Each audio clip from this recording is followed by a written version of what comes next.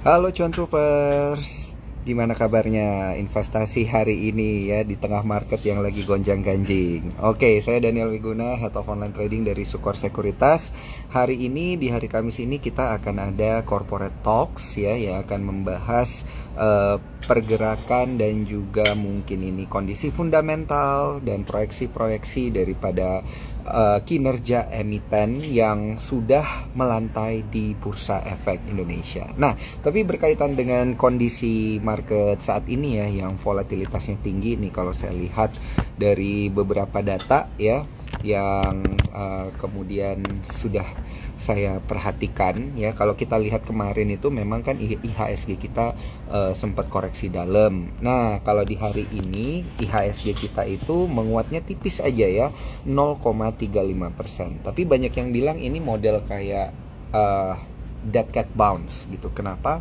Karena dia udah koreksi, dia turun gitu ya. Dia naik dikit, nanti koreksinya bisa turun lebih dalam lagi. Kalau kalian lihat mungkin Cuan Troopers lihat di pekan sebelumnya market kita itu masih hovering di level 6.900, 6.800. Sekarang ditutupnya bahkan di bawah level 6.800 ya. Ya walaupun tipis ya, 6.799 gitu ya.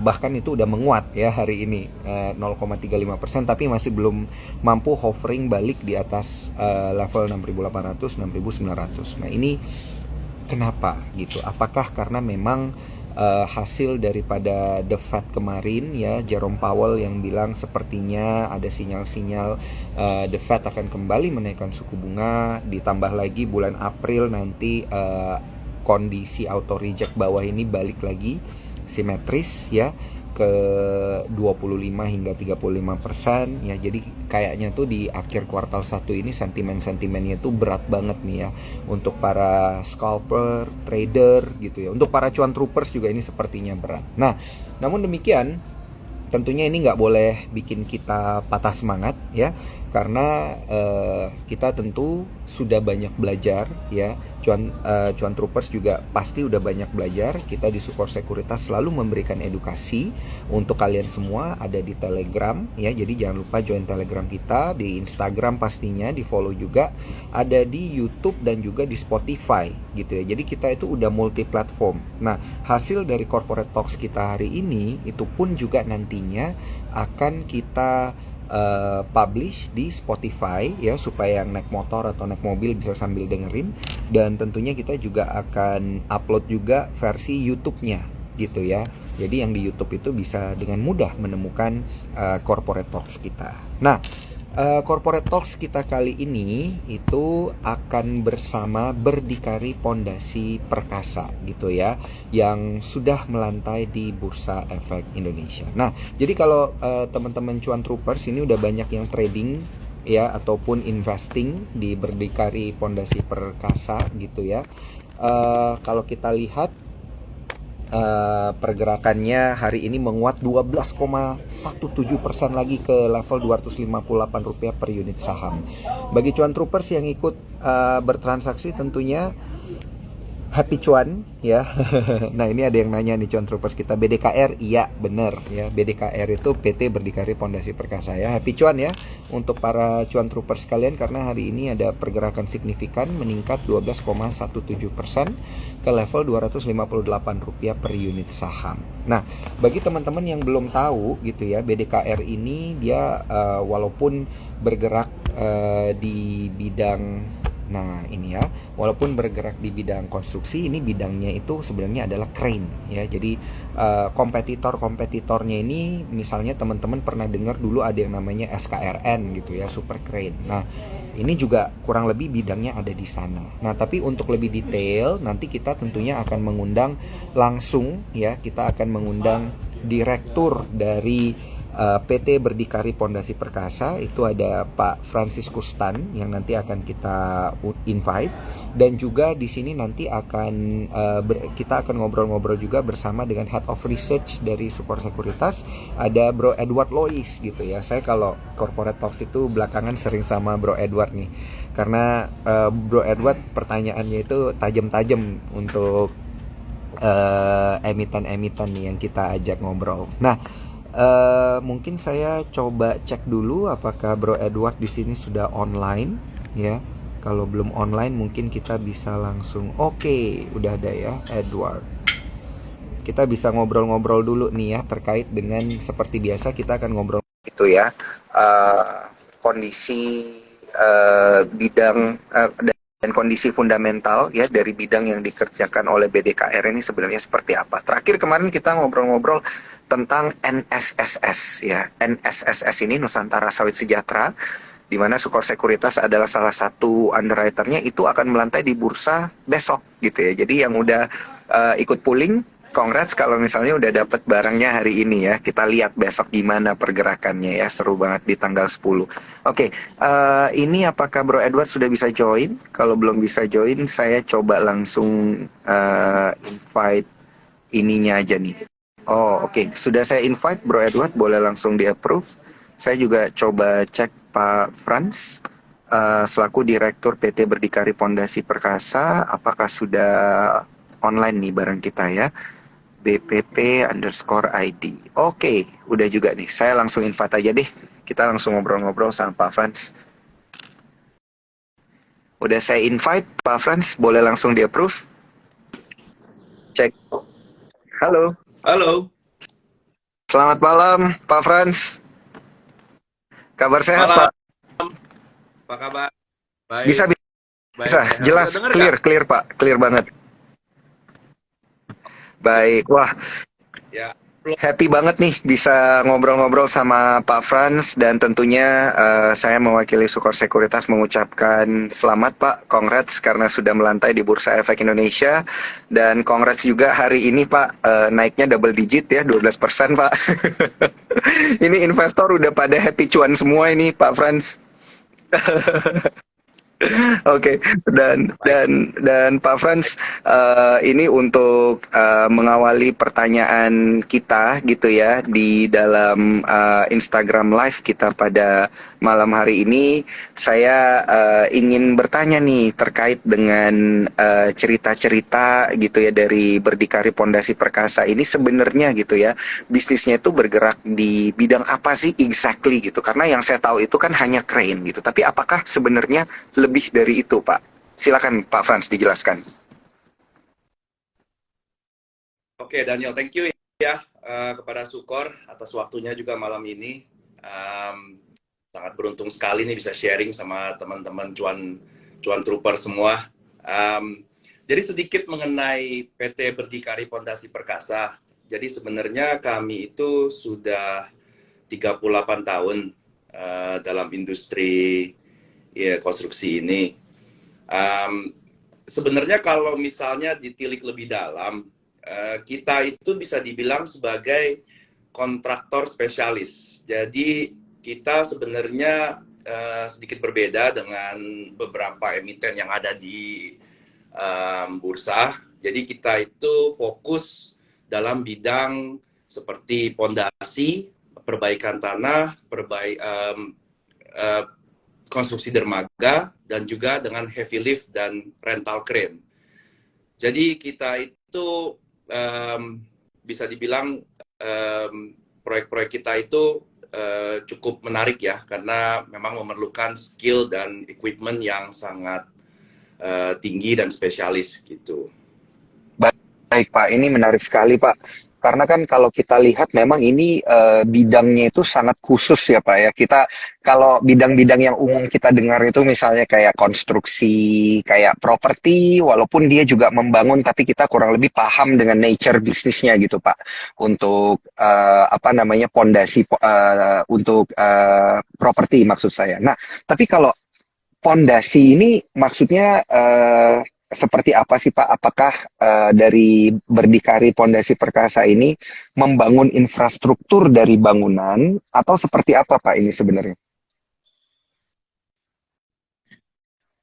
Ya, jadi Daniel, sebenarnya Mhm. kita memang itu uniknya di sini adalah Berdikari Pondasi Perkasa ini kita tidak terlimit juga di satu sektor Mhm. seperti infrastruktur ya, seperti kalau misalnya kan di 4 tahun belakangan ini banyak sekali penggalakan jalan tol, jembatan, dan lain-lain gitu. Jadi istilahnya kan infrastruktur yang untuk negara gitu, untuk masyarakat. Tapi kita juga sebenarnya istilahnya tuh untuk suatu pondasi itu kan sebenarnya semua proyek atau semua fasilitas itu memerlukan suatu pondasi. Jadi salah satu fleksibilitas dari Berdikari adalah kita tuh bisa masuk ke semua sektor gitu. Jadi kita tidak terkukung aja pada misalnya sektor properti, industri. Jadi kita itu bukan sekedar bangun apartemen aja gitu, enggak gitu. Tapi kita bisa mengerjakan fondasi untuk berbagai industri gitu. Contohnya kita masih menyelesaikan proyek oil and gas di IMP Balikpapan. Gitu. Lalu kemudian kita juga ada menyewakan alat untuk proyek smelter di lalu sebenarnya sekarang sih sudah selesai untuk Freeport smelter Gresik. Nah itu kebetulan itu yang dulu kalau nggak salah itu dulu Pak Jokowi dan Pak Erik itu semua sempat ke sana, sempat syuting, kita punya alat tapi itu kan kita under sama salah satu BUMN plat merah di situ kan. Tapi kita tuh lumayan juga kita bisa dapat 80% dari total pondasinya di sana dan Freeport Smelter Gresik ini kan merupakan salah satu smelter terbesar di dunia ya, digadang-gadangin seperti itu.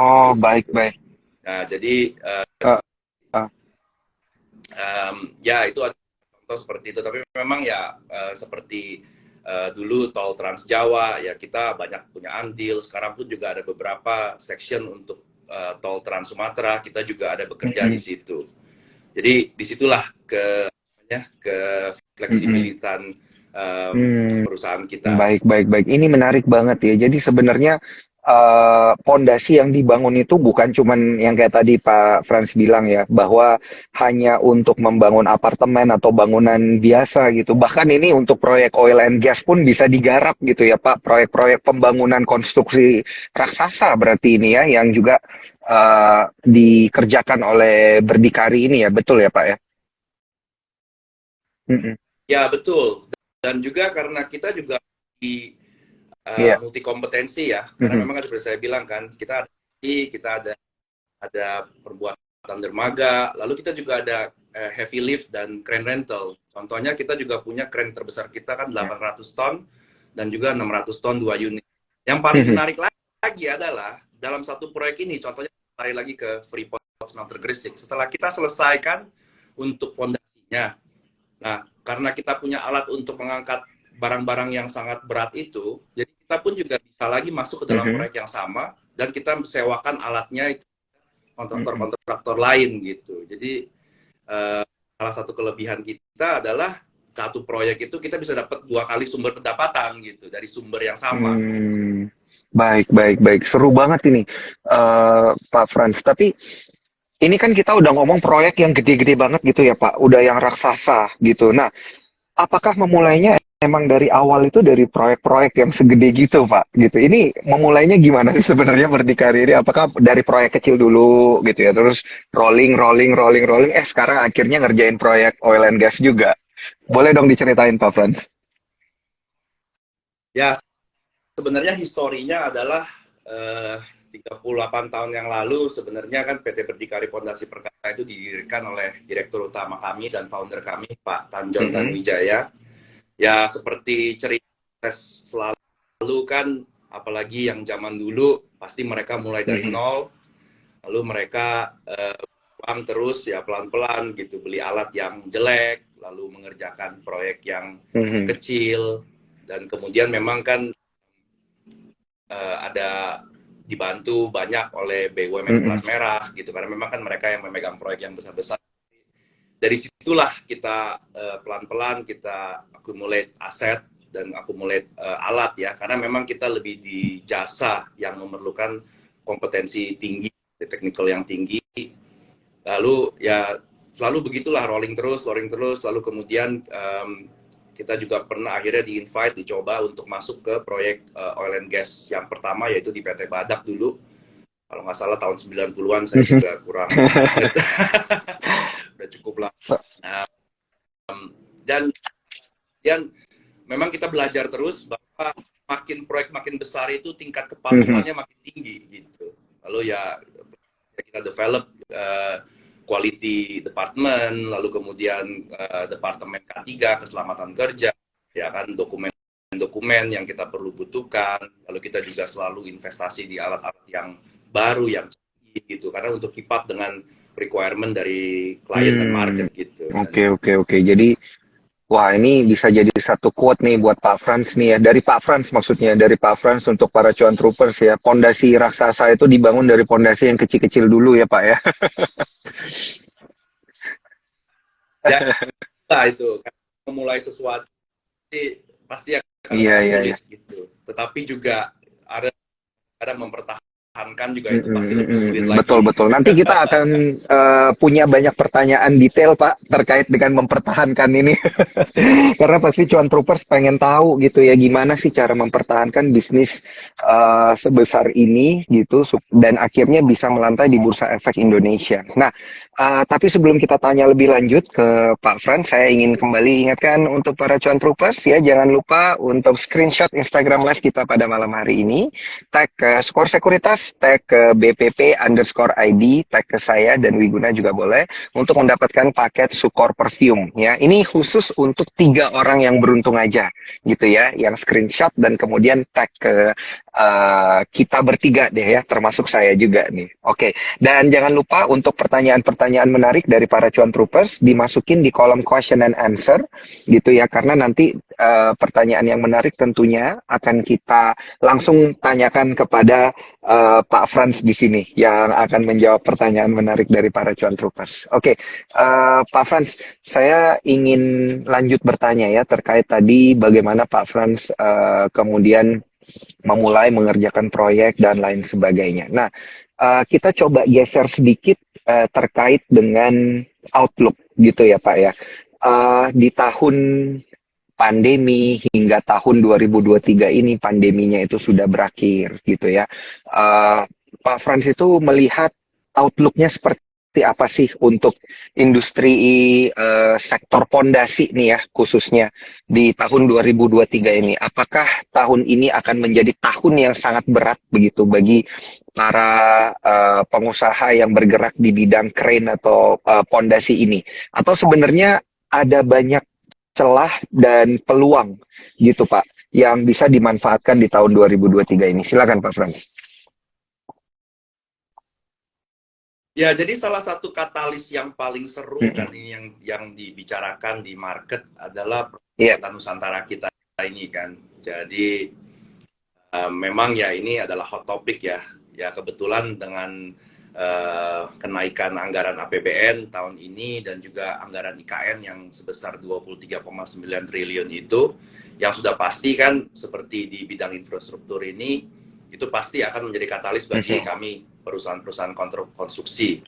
Nah, ya kebetulan kami sudah secure 2 buah proyek yang ada berhubungan dengan proyek IKN tersebut, dan kebetulan proyek itu cukup menarik, yaitu mengerjakan jembatan Pulau Balang.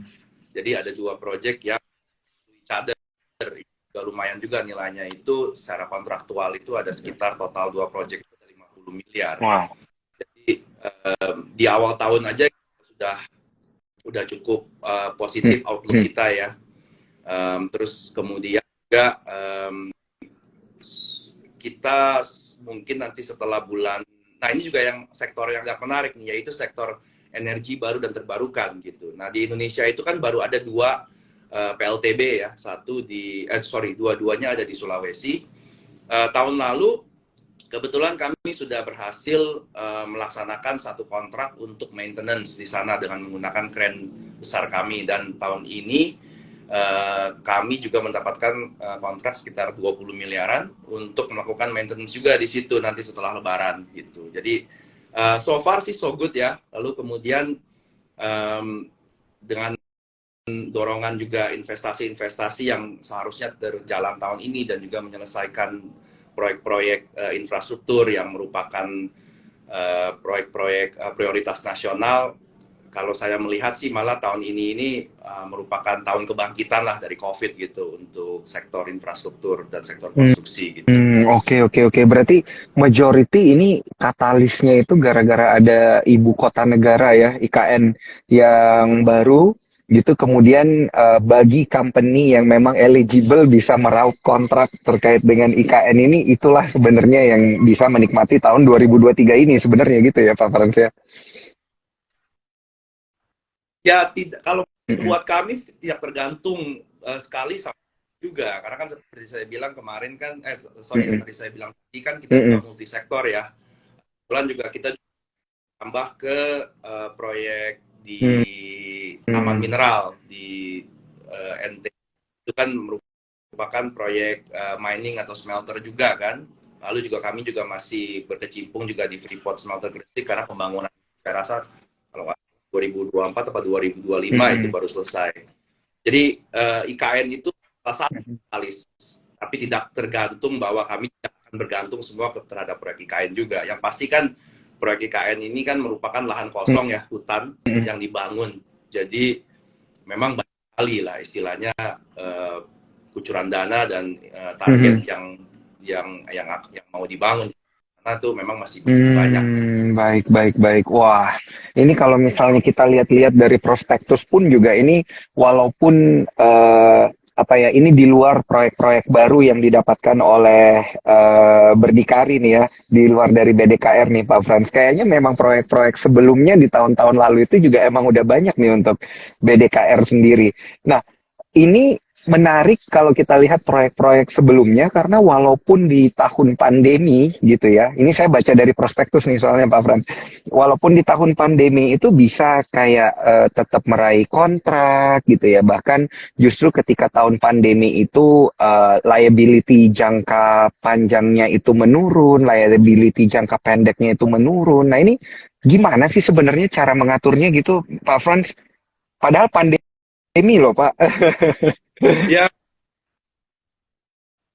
kebetulan ada blessing juga bahwa sebenarnya tuh sektor konstruksi terutama untuk proyek-proyek yang Mm-mm. sudah berjalan ya gitu, apalagi kalau kita bilang proyek strategis nasional seperti contohnya ya seperti proyek Mhm. refinery yang di Balikpapan yang istilahnya tuh Oke. nggak ada kata stop gitu. Jadi memang ada certain period atau beberapa periode di mana banyak limitasi lah seperti gitulah, seperti testing lah, Mhm, PCR apa mhm, segala mhm. seperti yang sekarang mungkin juga udah pada ya kan. Betul, Pak. Jadi memang kebetulan memang kita tidak pernah Mhm, stop sama sekali gitu, ya kan. Jadi pendapatan terus ada, ya terus kita juga memanage bagaimana caranya untuk supaya tidak cost juga kita mhm. turunkan juga. Kemudian kebetulan ya dulu lah waktu itu juga salah satu biaya yang Ya. terbesar adalah solar ya, bahan bakar. Waktu itu kan harga bahan bakar kan Mhm, cukup bersahabat ya, gitu juga masuk. Jadi memang ya kita bersyukur banget sih selama memang total pendapatan menurun, tapi masih masih bisa mhm. untuk mencetak Nah, laba itu gitu. itu yang jadi pertanyaan sebenarnya bagi ini mewakili Cuan Troopers ya Pak ya, yang melihat laporan keuangan gitu. Nah, ini kan ya laba turun wajar, maksudnya pendapatan turun wajar, tapi masih bisa membukukan laba. Nah, itu kan jadi pertanyaan menarik ya, karena kan kalau kita tahu bisnis pondasi, bisnis konstruksi itu kan bufferingnya cukup besar juga gitu ya Pak ya, untuk menahan perputaran, tidak langsung mendapatkan apa ya namanya keuntungan gitu ya, banyak yang harus ditahan-tahan nih gitu nih Pak.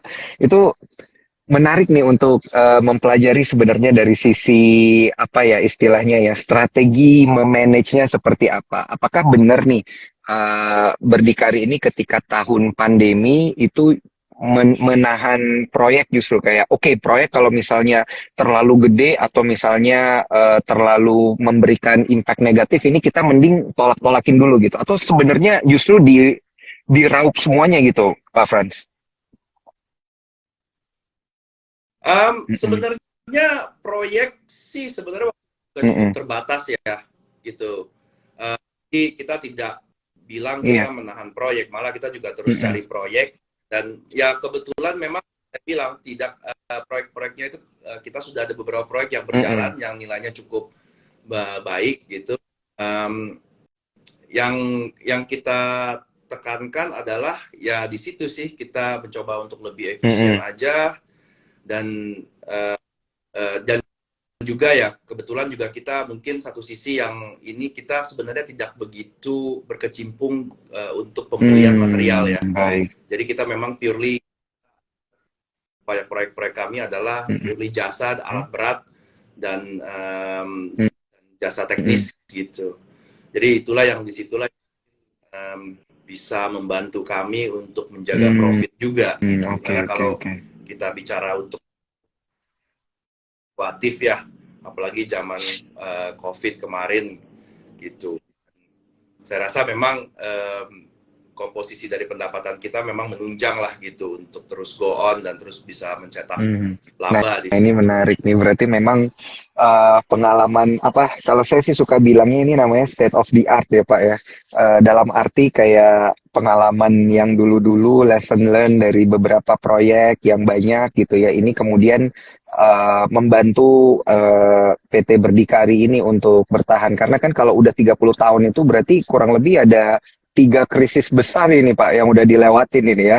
Krisis 98 gitu ya, krisis 2008, pandemi gitu. Ini kan tetap aja gitu bisa nanjak gitu ya untuk PT Berdikari sendiri. Nah, Pak Frans, saya pengen ngobrol-ngobrol ini terkait dengan kondisi masih masih keterkaitannya dengan kondisi keuangan ketika pandemi begitu. Nah, ketika pandemi, apakah benar gitu Pak, ini untuk bisnis pondasi itu kemudian harus banyak melakukan efisiensi dalam arti salah satunya adalah layoff karyawan gitu dan lain sebagainya, atau justru kayak kita nggak layoff tapi malah nambah gitu, Pak Fran, silakan.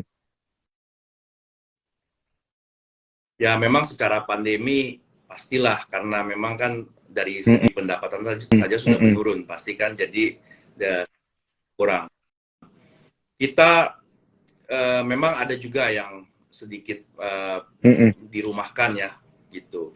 Tapi memang kemarin itu kan seperti saya bilang tidak lama ya, mungkin sekitar 6 sampai 9 bulan, lalu kemudian mm-mm, proyek juga mulai berdatangan. Jadi kita juga sudah mulai langsung panggil mm. lagi gitu mereka untuk Baik. ya memang itu memang suatu yang faktor yang Mm-mm, kita hindarin lah ya gimana karena kan kita coba menahan, kita juga tidak mau layoff gitu, kita tidak mm-mm. ada layoff gitu. Tapi ada satu masa di mana memang sepertinya kok kita harus Mm-mm. merumahkan mereka sebentar Baik, lah baik, gitu. baik. Memang Tapi ya ini juga kan tidak hanya terjadi di Berdikari ya Pak ya. Ini kan terjadi di mana-mana ya ketika pandemi. Tapi yang perlu diperhatikan dari sisi bottom line sendiri ini tetap tumbuh ininya ya. Untuk maksudnya growth, ada growth di sana gitu ya. Maksudnya tetap positif ya walaupun memang melambat. Jadi ini sebenarnya wajar aja. Nah, Pak Frans, ini ada pertanyaan menarik sebenarnya dari cuan troopers kita dan juga saya ingin tanyakan begitu ya. Ini soalnya pertanyaannya terkait kompetitor nih Pak. Nih, siapa sih sebenarnya kompetitor aduh, BDKR Apple to Apple nih katanya. boleh Ini untuk dapetin gambaran nih gimana nih Pak? boleh ngomong nama nggak nih? Nggak enak kan kalau di Inisial sini aja, ngomong. inisial mungkin ya, inisial. Ada gitu ya yang dianggap kompetitor. Ya jadi sebenarnya kalau kita telaah lagi di bursa efek Mm-mm. Indonesia, kalau suatu emiten, suatu perseroan yang mirip dengan kita tuh sebenarnya tidak Mm. ada. Karena itu kita bisa dibilang itu kita dari beberapa emiten Mm-mm. gitu. Jadi contohnya seperti kalau dasi dan ground improvement gitu, ada yang namanya IDPR, ada juga yang namanya PTPW. Oh. Lalu kemudian kalau di bidang ada yang namanya Mm-mm. SKRN. Setahu saya sih baru mirip kita ya, seperti yang lain kan kalau misalnya kita lihat di komposisinya itu mungkin seperti yang lainnya kan yang mayoritas adalah plat merah BUMN yang merupakan juga klien Mm-mm. kita gitu. Um, tapi mereka yang seperti building lainnya gitu. Mhm, Nah, mhm. jadi memang ini bangga sih karena memang kita bisa dibilang sebagai pionir ya yang mempunyai beberapa kapabilitas sehingga bisa dibilang itu di bursa itu tidak ada kompetitor yang benar-benar persis apple to apple Oh, kayak kita gitu. Malah oke. itu kita apple dia orange gitu jadi satu gitu kan. Ini berarti berarti oke, yang saya tangkap berarti yang tadi Pak Frans bilang itu dari BDKR sendiri ini sebenarnya lini bisnisnya itu mencakup semua gitu ya. Bisa sebenarnya kalau mau dibilang si A ini kompetitor bisa juga karena di BDKR ada si B ini kompetitor ya bisa juga gitu. Tapi kompetitor ini belum tentu punya kapabilitas dari BDKR gitu ya. Oh, Betul oke sekali oke seperti oke. itu. Jadi Ini menarik sekali nih karena berarti lebih luas cakupannya ya untuk BDKR sendiri. Nah, kalau kita lihat dari sisi competitive advantage gitu, keunggulannya sendiri gitu, Pak Franz, dibandingkan kompetitor ini sebenarnya apa nih Pak yang bisa dijelaskan untuk para cuan troopers dan investor? Silakan Pak. well, satu sisi adalah ya kita Mm-mm. punya pengalaman yang sudah 38 dan seperti saya bilang itu kita juga multi sektor, multi industri, multi klien juga. Jadi klien kita itu juga karena memang tingkat compliance kita yang sudah cukup tinggi. Nah, kita itu bisa mulai dari yang BUMN, plat merah, lalu kemudian kita dengan kontraktor swasta, baik asing maupun lokal. Kayak contohnya seperti yang saya bilang tadi itu yang seperti proyek Balikpapan, dulu kita ada proyek PLTU dengan Samsung. Nah, itu kan jadi kita sebenarnya dengan kontraktor asing ya mereka ya sebagai kontraktor EPC asing. Lalu kita juga kadang-kadang juga kita bisa berhubungan dengan misalnya owner atau dengan emiten-emiten di bursa juga. Contohnya seperti Pupuk Kaltim, sorry Pupuk Kaltim belum masuk bursa seperti semen. Lalu ya contohnya Pupuk Kaltim juga kan Iya. katanya mereka juga mau IPO kan katanya. Um, Lalu misalnya dengan Torabika, Eka Semesta, dengan Astra Honda Motor gitu, itu juga merupakan satu jadi kita itu lebih resilient dan lebih fleksibel ya. Kita dengan seperti saya bilang kita bisa mendapatkan 2 kali pendapatan dari 1 kali proyek, kita juga bisa masuk ke sektor manapun yang memerlukan pembangunan. Nah, di situ juga merupakan satu competitive advantage yang sangat sangat menarik gitu.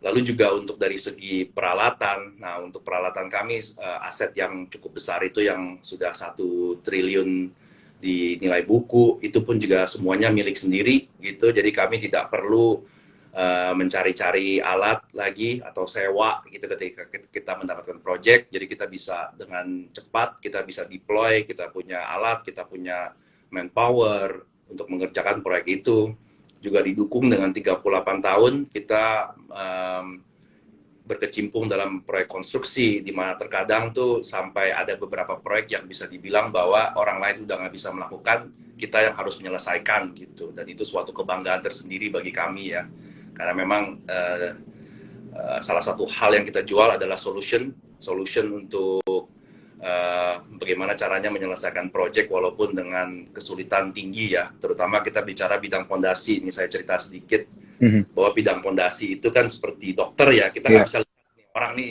apa nih diagnosanya, ini apa problemnya. Ya tapi kita harus mencoba melakukan seperti kayak trial, test, lalu kemudian kita gunakan alat yang tepat sehingga kita bisa berhasil untuk membuat konstruksi fondasi tersebut Hmm. gitu. Oke. Jadi kira-kira Oke, oke, oke, oke, oke. Menarik, menarik, menarik ini, Pak. Nah, ini karena kita udah bisa lumayan mapping ya keunggulan daripada BDKR ini sendiri, kita tuh pengen tahu nih, Pak Frans, kontributor bisnis utamanya itu sebenarnya di bagian yang mana? Tapi jangan dijawab dulu, Pak Frans, karena saya ingin ingetin para cuan troopers, jangan lupa untuk bergabung dan juga bisa bertransaksi saham BDKR, kalian bisa lakukan melalui aplikasi Spot by Sukor Sekuritas ya. Download aja ya aplikasi Spot by Sukor Sekuritas dan juga kalian harus mendaftar dulu di eform.sukorsekuritas.com. Dan jangan lupa, bagi 3 orang yang beruntung pada malam hari ini, kalian semua bisa mendapatkan Sukor Perfume. Caranya gampang, screenshot Instagram Live kita pada malam hari ini, tag ke Sukor Sekuritas, tag ke BPP_ID, tag ke Dan Wiguna ke saya ya untuk mendapatkan hanya bagi 3 orang yang beruntung ya mendapatkan paket Sukor Perfume. Nah, terkait pertanyaan saya sebelumnya, saya ulang sedikit Pak, itu terkait dengan kontributor bisnis utamanya nih, dari beberapa bidang yang dimiliki oleh BDKR sendiri. Silakan Pak Franz. Kalau dibilang sih, kalau kita Ya. belah di 2 tempat ya, misalnya pondasi perbaikan tanah dan dermaga, lalu kemudian crane dan heavy lift, bisa dibilang begitu karena yang satu itu lebih ke rental base, yang satu lagi lebih ke project base. Kalau selama ini saya analisa di 10 tahun belakangan ini, itu terkadang itu memang dia punya rasionya itu hanya sekitar 50-50 lah, dan itu bisa bergerak antara 70-30 atau 60-40 atau 50-50 tergantung dari situasi project pada saat Baik, itu baik. gitu. Jadi hampir imbang-imbang ya. Jadi kita lihat mana yang bisa balap-balapan terlebih dahulu gitu. Nah, salah satu yang saya lagi mau develop adalah untuk lift itu dan big crane yang crane super heavy lift di situ karena saya sedang mengembangkan. Jadi kita lebih dari menyewakan, tapi kita akan masuk ke bidang yang bisa dibilang sebagai lifting services. Jadi dianggap sebagai project base. Gitu. Jadi kita harus menyiapkan metode. Ya, jadi kalau misalnya analoginya yang paling gampang mungkin kalau misalnya kita mau sewa mobil, kita kan hanya Ya. sewakan mobilnya aja kan. Tapi kita mau memberikan seperti kayak tour guide service termasuk mobilnya juga gitu loh. Jadi istilahnya dari situ potensi pendapatan kita bisa lebih naik karena ada added value-nya di situ dari alat-alat dan kompetensi yang kita punya gitu. Jadi contohnya yang proyek yang seperti saya bilang yang maintenance ini adalah suatu proyek yang maintenance yang PLTB yang windmill ini nanti bulan April ini apa yang dan juga kita udah lakukan di tahun lalu itu merupakan dianggapnya sebagai business contract gitu. Jadi di situ nilainya cukup lumayan juga gitu dan itu juga meningkatkan gengsi dan posisi kita sebagai kontraktor dan penyedia alat berat gitu dan Baik, baik, baik. Wah, ini menarik. Menarik nih, Pak Franz. Tapi untuk gambaran bagi para cuan troopers ini, ada nggak nih kayak range gitu yang mungkin bisa dijelasin kayak berapa persen sih sebenarnya kontributor dari untuk crane besar gitu, atau mungkin dari berapa persen dari lini yang ini gitu, atau mungkin Pak Franz lebih comfortable untuk sebutin yang paling gede nih Pak, kontributor terbesarnya itu di bidang mana? Boleh secara range saja Pak, jangan angka detail. Biar cuan troopersnya penasaran Pak.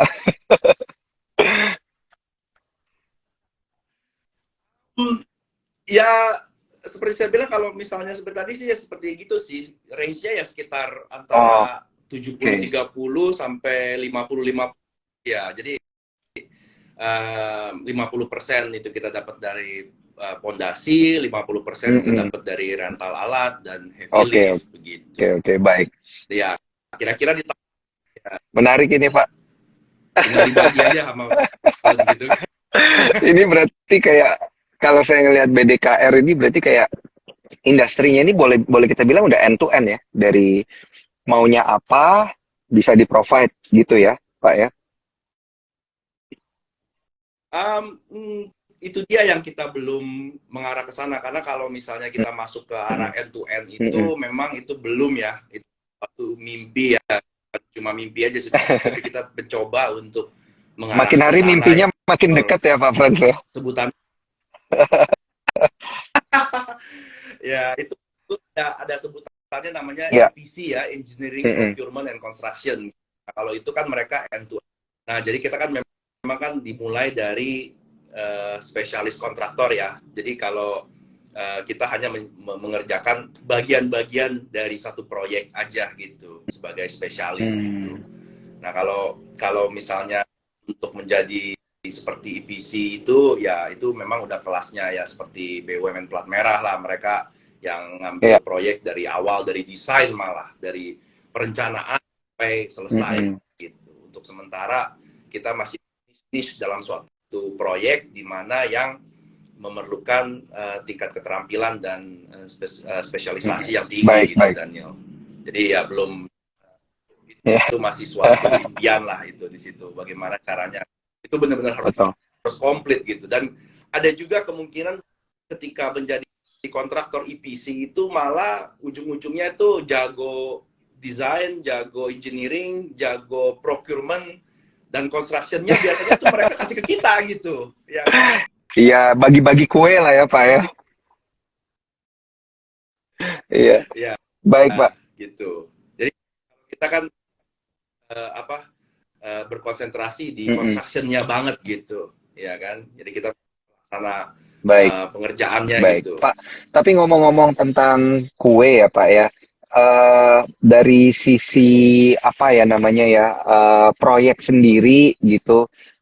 Kuenya itu dapatnya banyakan dari mana sih Pak? Sebenarnya ini boleh mungkin didisclose eksklusif buat Cuan Troopers. Apakah banyakan ya emang benar gitu dari proyek-proyek BUMN atau sebenarnya dari swasta juga banyak kok gitu, nggak melulu BUMN.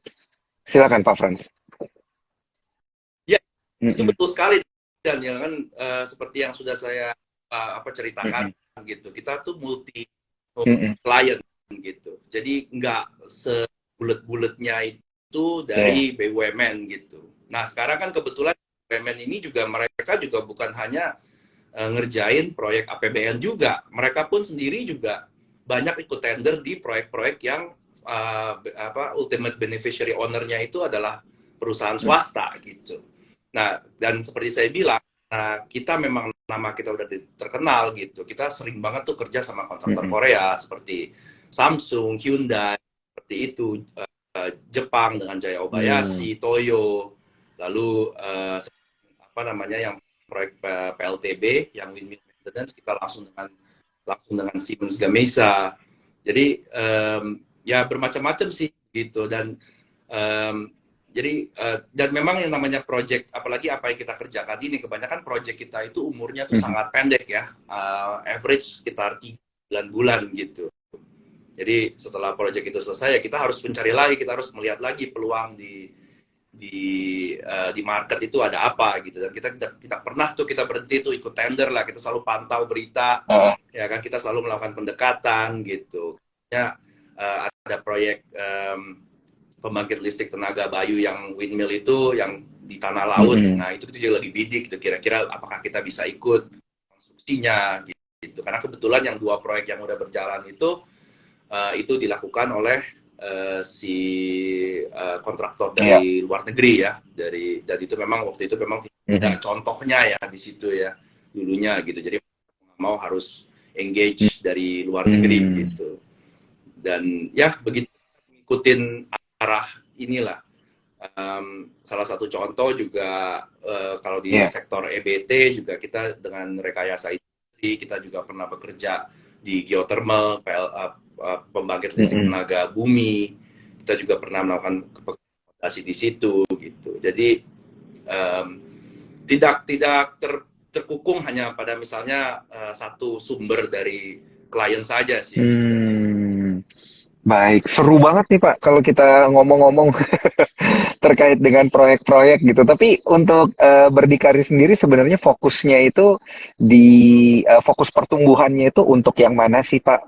Untuk lini yang mana gitu Pak? Apakah ke konstruksi di daerah tertentu atau seperti apa Pak fokus pertumbuhannya? Di lini tertentu, di segmen tertentu gitu Pak? Kalau daerah sih sesuai dengan Mm-mm. slogan kita ya, berdikari membangun NKRI ya. Itu tidak ada ya. Di mana Jadi aja boleh ya Pak ya berarti. kita di mana aja masih di negara Indonesia kita akan layanin gitu selama masih bisa dijangkau dengan transportasi Mm-mm. gitu. Jadi kalau kita nggak ada namanya bilang bahwa kita hanya misalnya di Pulau Jawa atau Pulau Kalimantan, nggak juga gitu. Jadi kita proyek kita dulu pernah ada di Aceh dan sampai di Papua juga dulu di Bintuni. Itu nggak ada, jadi kita memang benar-benar nomadic, kita benar-benar mobile, di mana kita ada proyek di situ kita akan set up temporary project office dan kita akan kirim alat dan manpower ke situ gitu. Kalau dari segi lini kompetensi, saya rasa seperti yang sekarang juga, karena kita punya possibility untuk dapatkan income 2 kali, ya semua sektor pun semua project baru ya kita akan coba untuk touch gitu. Kita akan coba untuk mengikuti tender atau kita diundang tender, apapun itu yang istilahnya sesuai gitu. Tapi ya strateginya ya pasti ke depannya adalah kita juga harus pilih-pilih ya dengan manajemen risiko yang baik. Apalagi memang risiko dalam proyek konstruksi itu cukup besar ya gitu. Jadi kita juga ke depan juga kita mau pilih-pilih klien juga. Oke. Nah, ini karena udah di-mention, Pak, sebenarnya saya memang mau tanya terkait dengan challenge-nya ini sih. Kebetulan Pak Frans ngobrol tentang risiko, karena kita tahu kan semakin gede bisnisnya sebenarnya risknya juga makin besar, Pak Frans. Nah, pertanyaan saya yang pertama, challenge yang Pak Frans lihat di tahun ini dan tahun kedepannya seperti apa? Dan risiko yang tadi Pak Frans maksud itu sebenarnya risiko apa nih? Apakah resiko pembiayaan mungkin, atau mungkin resiko proyek yang menurun, atau mungkin risiko seperti apa gitu, Pak? Silakan. Ya, yang pasti memang resiko yang kami hadapin yang pertama adalah memang kan kalau project itu bisa dibilang seasonal ya. Jadi karena misalnya kalau lagi rame banget itu kita benar-benar kewalahan gitu. Tapi ketika memang proyeknya itu agak kurang, pastikan kompetitor juga akan mengerebutin kue yang sama lah gitu. Itu udah pastilah di segala bisnis seperti itu. Tapi kadang-kadang kan proyek itu seperti saya bilang silih berganti terus gitu ya. Itu yang menjadi resiko paling utama gitu. Kedua, resiko yang agak berat ya memang sih seperti sudah diungkapkan di prospektus juga, memang challenge untuk pembayaran ya, karena memang salah satu isu dari kontraktor adalah payment gitu. Tapi ya kita ya makanya kan salah satu yang kita untuk modal kerja kita mendapatkan dana dari IPO itu, tapi itu tidak sekedar hanya untuk membayar gaji. Sepertinya tuh banyak di sosial media itu ada yang kok dulu bayar gajinya begini. Tapi enggak, modal kerja yaitu untuk melakukan operation kami gitu. Karena memang kan cash flow kami berputarnya adalah ya, jadi proyek hari ini tuh kami biayai dengan pendapatan dari proyek yang lalu gitu. Lalu kita itu untuk untuk kita kerjakan hari ini untuk biayain yang depan gitu dan seterusnya gitu. Jadi selain itu sumber daya manusia juga itu menjadi challenge, tapi kami sudah punya strategi, yaitu kami sedang menyiapkan Berdikari School juga untuk kita training anak-anak PKL, anak-anak sekolah untuk menjadi the next generation-nya Berdikari juga, dan juga itu mungkin salah satu juga merupakan dari CSR kami juga ke sekolah-sekolah SMK gitu. Oke. Wah, iya ya, ini yang mungkin juga dilupain oleh Cuan Troopers, ada program CSR juga gitu ya dari Berdikari, karena yang dibangun itu nggak selamanya bisnis ya, manusianya juga harus dibangun gitu ya Pak ya ke depannya. Nah, ya, betul. Itu sangat bergantung pada skill, keterampilan ya. Seperti untuk alat berat kita juga harus memerlukan orang yang istilahnya, karena kan kayak alat berat itu bisa dibilang kan high risk ya, dengan risiko tinggi ya, karena kita operasi atau nggak ngerti itu bisa menyebabkan kecelakaan yang cukup fatal bagi orang-orang sekitarnya. Jadi memang ya seperti itu, sumber daya manusia bagi kami itu sangat penting sekali, dan ini bisa dibilang spesialis gitu. Jadi makanya kami mengambil keputusan bahwa memang kita harus punya school lah seperti itu, supaya nanti bisnis Berdikari bisa terus sustainable ke depan gitu. Baik. Mantap, mantap, Pak Frans. Nah, kita nggak berasa ngobrolnya udah mau sejam ini. Pak Frans, seru banget. Saya kurang lebih Wah, sangat banyak mempelajari industri yang sedang dikerjakan oleh Pak Frans di Berdikari. Saya mungkin punya dua pertanyaan terakhir untuk Pak Frans. Yang pertama, itu kalau tadi kita ngomongin challenges, saya pengen tanya terkait dengan opportunity gitu ya. Opportunity apa yang bisa dilihat dari PT Berdikari ini dan kemudian harapannya seperti apa? Nah, karena udah lihat opportunity, harapannya seperti apa? Dan pertanyaan pamungkas yang terakhir adalah, adakah berencana untuk membagi dividen ke depannya, Pak Frans? Ini mewakili Cuan Troopers ini, Pak. Silakan, silakan, Pak Frans. oke, jawab satu. Saya coba Iya, jawab iya. satu-satu. Jadi pertama adalah Mm-mm. opportunity ya. Yang pasti kan Indonesia itu mempunyai target yang cukup mulia, yang cukup sangat tinggi ya. Karena Indonesia itu mau menjadi salah satu negara dengan GDP terbesar di menjadi negara dengan pendapatan per kapita tinggi di tahun 2036 dan menjadi negara dengan ekonomi kelima terbesar di 2045. Nah, untuk mencapai di situ, ya kan, pemerintah itu harus mencoba menjaga agar pertumbuhan ekonomi itu sekitar 5-6% setahun.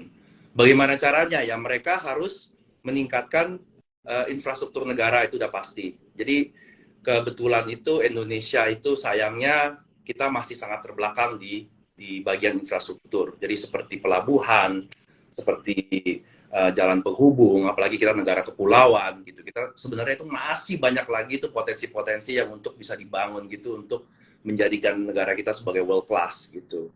Lalu juga Indonesia kan bisa dibilang sebagai the darling of the investment of the world gitu loh.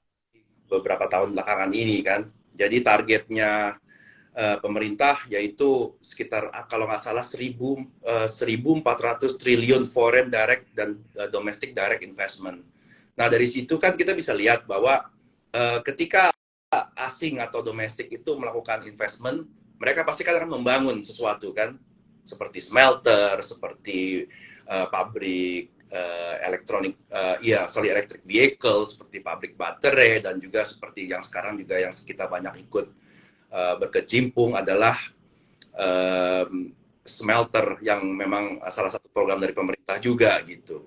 Nah dari situlah saya masih melihat bahwa at least sebenarnya kondisi Indonesia itu masih banyak yang perlu dibangun dan memang itu akan menjadi potensi bagi PT Berdikari Fondasi Perkasa untuk terus membangun gitu. Jadi saya rasa walaupun memang sektor konstruksi masih dibilang agak goyang atau apa, tapi outlook-nya sih ya, mungkin ya bisa dibilang sebenarnya 50 tahun ke depan juga kita masih banyak yang kita harus bangun gitu untuk menjadikan Indonesia ini sebagai world class ekonomi. Mantap. Dan pertanyaan yang kayaknya paling ditunggu ya memang kita kan sudah sebesar-besarnya 30% dividen dari net profit untuk buku tahun 2023 gitu. Pasti akan kita dividen. Mantap. Mantap banget Pak Frans, semuanya udah dijawab. Semoga harapan-harapannya tercapai Pak. Dan untuk dividen moga-moga juga tercapai nih Pak untuk para investor. Thank you banget. Siap. Thank you banget atas waktunya Pak Frans. Kita nggak berasa udah ngobrol 1 jam ya, dan sekali lagi saya ingatkan untuk para Cuan Troopers yang telat nonton Instagram Live kita pada malam hari ini, kita udah multi platform. Jadi nanti jangan lupa ditungguin aja, dipantengin di YouTube-nya Sukor Sekuritas. Jadi nanti buka aplikasi YouTube, cari Sukor Sekuritas, di sana nanti akan ada ya tayang ulangnya gitu ya dari Instagram Live kita pada malam hari ini, atau nanti dicek aja di Instagramnya Sukor Sekuritas, dan juga bisa dicari dari Spotify Sukor Sekuritas gitu ya, supaya lebih mudah mendapatkan informasi terkait dengan emiten dan juga pasar modal. Saya ucapkan terima kasih sekali lagi Pak Frans untuk diskusi bincang-bincangnya, insight-insight menarik dari Berdikari. Saya ucapkan juga congrats Pak sudah melantai di bursa. Semoga harapan-harapannya tercapai nih Pak di 2023 dan tahun-tahun selanjutnya. Thank you Daniel ya.